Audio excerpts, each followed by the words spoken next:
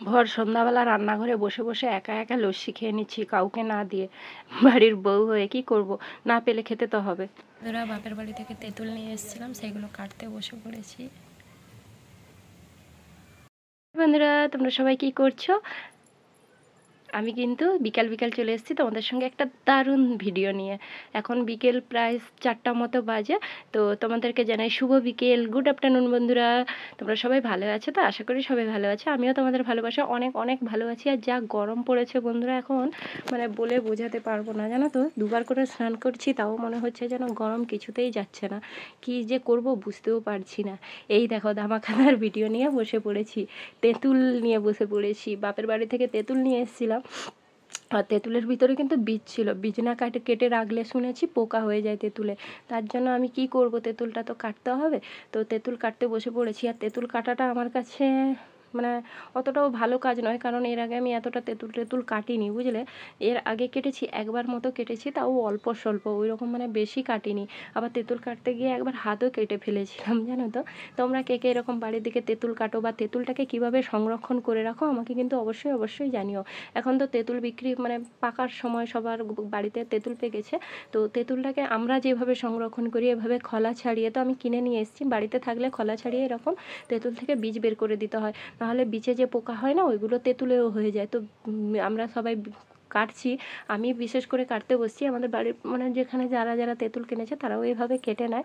গ্রামের দিকে তো আমরা এভাবেই করি, শহরের দিকে জানি না কি করে, কারণ শহরের দিকে তো তেঁতুল গাছ আর থাকে না, বা এমনি হয়তো কিনে নেয়, বীজ ছাড়াও তো বিক্রি হয়। আমাদের হাটে যেমন বিক্রি হয়, কিন্তু আমি হাট থেকে কিনতে এতটা পছন্দ করি না। তো সেই কারণে আমি ঘরোয়া তেঁতুল আমার বাপের বাড়ির ওইখান থেকে নিয়ে এসেছি। তোমরা দেখেছো, ওই যে দাদুর বাড়ি থেকে কিনেছিলাম।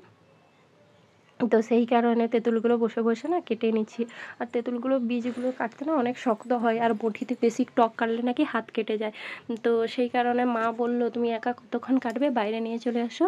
বাইরে বাতাস দিচ্ছে, শাশুড়ি বৌমা মিলে দুজন মিলে তেঁতুলটা কেটে নেব। তো সেই কারণে বাইরে এসে বসছি, আর অন্ধকার হয়ে এসছে। তখন দুজন বসছি আর কথা বলছি।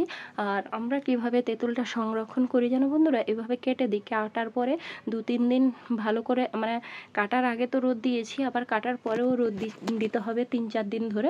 3-4 দিন রোদে দেওয়ার পর নুন দিয়ে ভালো করে, যে যেমন আগে তো আমরা মাটির হাঁড়িতে রাখতাম অনেক নিয়মকানুন করে, মানে যেটা বাসি গায়ে হাত দেওয়া যেত না, কোনো মানে প্রবলেম থাকলে হাত দেওয়া যেত না, অসুচ গায়ে হাত দেওয়া যেত না।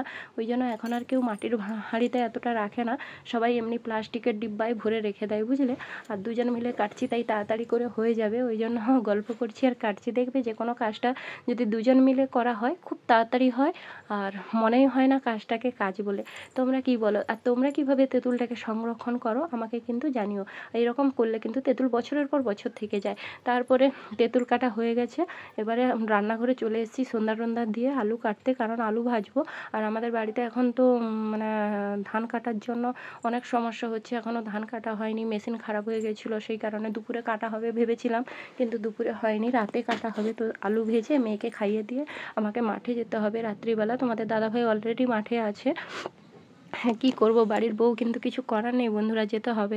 তো বাড়ির কাজ তো, বাইরের তো নয়। তো সেই কারণে মায়েরও শরীরটা ভালো নয়, কারণ মায়ের তো হাঁটুর প্রবলেম। রাত্রে মাঠে গিয়ে কোথায় কী হবে, সেই কারণে ভাবছি যে আলু টালু ভেজে নিই, মেয়েকে খাইয়ে দেবো, তারপরে গিয়ে কাজ টাজ করবো।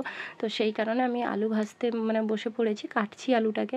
আর আমাদের বাড়িতে সবাই আলু ভাজাটাকে মানে পছন্দই করে, আমিও করি, মানে সবাই খায়। আমার মেয়ে তো খুব ভালো আলু ভাজা খায়, জানো বন্ধুরা। তোমরা কে কে আলু ভাজা খেতে পছন্দ করো আমাকে কিন্তু অবশ্যই কমেন্টে জানিও। আর আলু ভাজাটাকে যদি আরও ঝুরি ঝুরি করে ভাজা হয় আমার খুব ভালো লাগে। অনেকে চাকা চাকা আলু ভাজা খেতে পছন্দ করে, কিন্তু আমি ঝুরি ঝুরি আলু ভাজা খেতে পছন্দ করি, যার যেটা ভালো লাগে। তো আমি আলু কাটতে কাটতে দেখো দুটো লস্যি নিয়ে বসে পড়েছি, আর একা একাই কিন্তু লস্যি খাচ্ছি রান্নাঘরে বসে। তোমরা এটাই ভাবছিলে তাই না বন্ধুরা? কিন্তু না গো বন্ধুরা, আমি একা একা খাচ্ছি না। অ্যাকচুয়ালি কাকু এসছে, মানে কাকু তো এখন আর বাইরে থাকে না, বাড়িতেই থাকে, এখানে কাছে একটা হোটেলে কাজ করে। তো আমি পয়লা বৈশাখে যখন বাড়ি আসি, আমি এমনি মজা করছিলাম, আমাকে কিছু খাওয়ালে না।